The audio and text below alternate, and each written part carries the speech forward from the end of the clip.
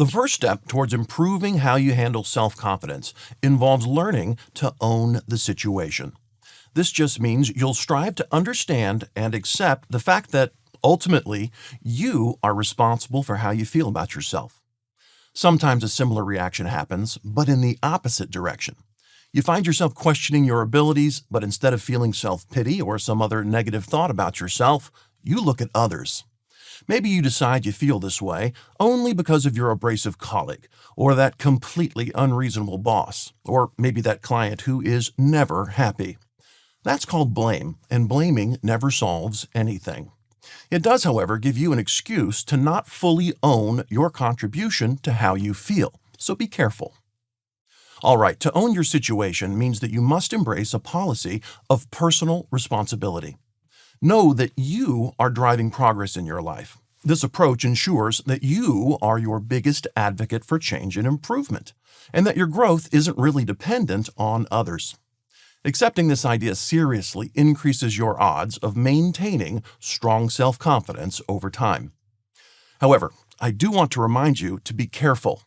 Taking ownership and being responsible does not mean that you should blame yourself or be overly critical of yourself. No self-pity allowed.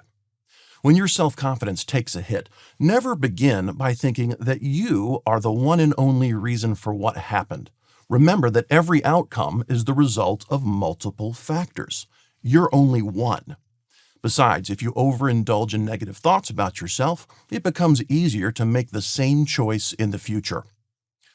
Okay, you've accepted responsibility, and I do know that can feel like a burden sometimes. So, I want you to do two quick things. The first is to acknowledge your self-worth.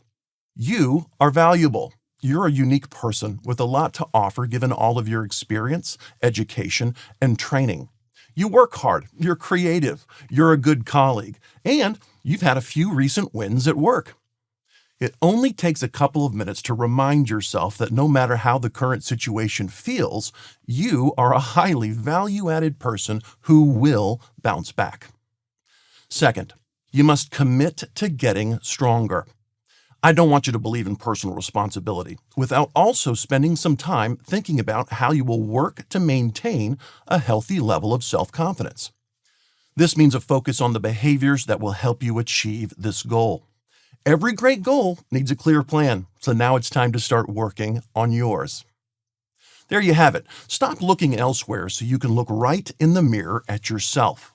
When you really own how you feel, remember your self-worth, and commit to getting better, well, that's when you're ready to start building more self-confidence.